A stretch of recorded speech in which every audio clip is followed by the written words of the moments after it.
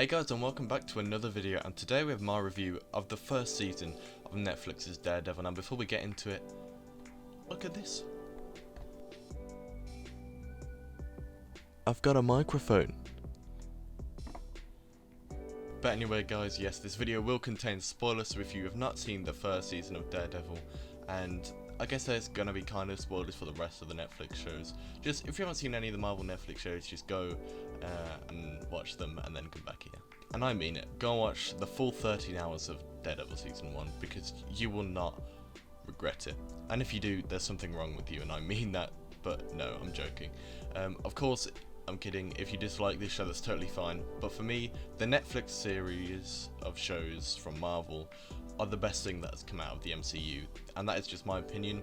And they're not all perfect, but this first season of Daredevil is absolutely incredible. The opening of the show is very cold, really, but Charlie Cox and the child actor for Matt Murdock, I don't remember his name and I apologise, but Charlie Cox and him shows that they're perfect for these roles. And Charlie Cox, in the first scene he's in the church, shows that no one else is going to play the character as well as him.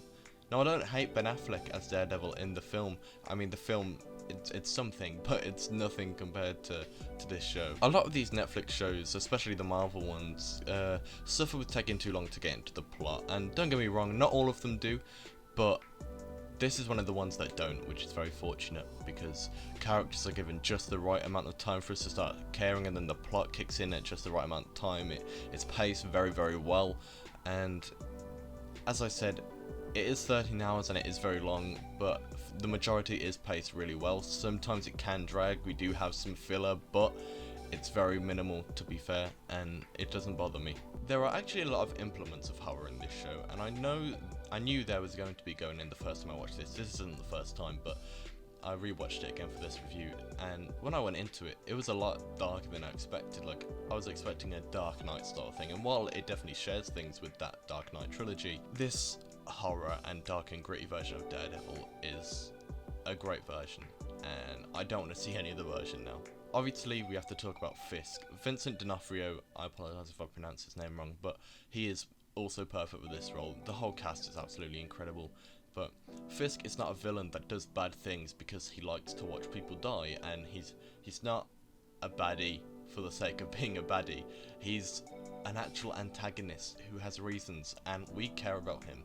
Like, as a character, there's a part of me, maybe it's just me, maybe I'm crazy, which is very possible, but to me, I care about Fisk, and there's a part of me that wants him and Vanessa to be happy and wishes he could go about changing the city in a different way. And it's crazy to consider what Fisk does across this first season and the other two, but it's true, I care about them. I want Matt to take him down, but I don't want him dead. Matt, Foggy and Karen have a great dynamic, all three of them, along with every other character in this season, really. Seeing the tension built between Foggy and Matt in the first few episodes in their work, and then it comes to a head when Foggy sees Matt pretty much dead in his apartment, and then Karen gets caught in the middle of all that drama, and it's really horrible to watch, because we've spent the season getting to care about these characters, and it's extremely emotional. And in that episode where Foggy finds out about Matt, we get a whole episode dedicated to Matt and Foggy's relationship in like university and stuff. You wouldn't get that in any of the show. The characters, the character development and the characterization as a whole is absolutely phenomenal in the show, and I mean that. It is crazy. Now, you can't talk about the show without talking about the action. Obviously, it's better than most action movies, and maybe that's debatable, but for me, it is what it is. It's better than a lot of action movies today. There's so much attention to detail. Matt gets tired, and he gets the crap beaten out of him so much. Like, he's just a man. Like, yes, his hearing and smell and whatever is enhanced because he's blind, but he gets tired in the middle of a fight. Nobu, really beats the hell out of him, as well as Fisk, and it's insane. Like, that wouldn't happen to a superhero. Like, yes, he is a superhero, but he feels like a man. This show feels real, and it's not dark and gritty in the way that 13 Reasons Why tries to be, or Batman v Superman, which, by the way, I don't hate either of them.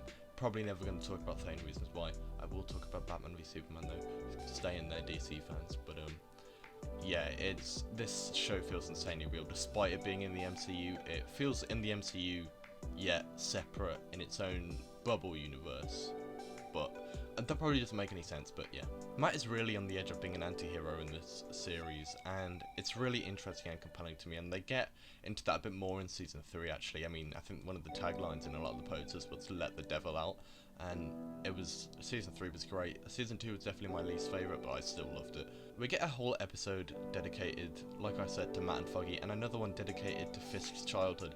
Again, no other show would do that. No other show and very few films make me care about the villain and want to see them change their ways, change as a person. There's actually a fair bit of humour in this season as well, and it works. It doesn't feel out of place, it really works. Like I said, it does feel different to the MCU, but there's just enough like background newspapers and mentions in the episodes of the Battle of New York and stuff to make it feel connected. The only series here where it doesn't feel like that believable is Iron Fist and The Defenders. Not that I hate either of those shows, you know, if you haven't seen, go and watch my Netflix Marvel tier list, but like, yeah, it gets a bit less believable as we go on, but in this season it feels like it's in that world, and I hope they bring back Charlie Cox's Daredevil, not a reboot, not another actor. I want them to bring back all of the Defenders. This show is incredible. I'm invested in pretty much every second of this season. Daredevil Season 1 gets a 10 out of 10. I need them to bring Matt and the whole cast back to Disney Plus or Netflix or in a film. I don't care. I don't want PG versions. I don't want new incarnations or reboots like I just said. And I don't mean even just Daredevil. I mean Jessica Jones, Iron Fist, Luke Cage, The Punisher, the whole crew. Please come back. I'm begging you. There are so many people that want them to come back. And yes, Iron Fist is probably the worst, but I actually really enjoy Iron Fist Season 2. Please, Disney. I mean, we've got a perfect opportunity for Matt to come back now with Spider-Man going to need a lawyer. So just do it. Just bring Charlie Cox back. Anyway, thank you so much for watching, and I hope you did enjoy. Did you like this first season of Daredevil as much as me, or did you hate it? Let me know in the comments below, as long as you're respectful with me about it and the other people there. Thank you for watching, everyone. Take care, and I will see you in the next one.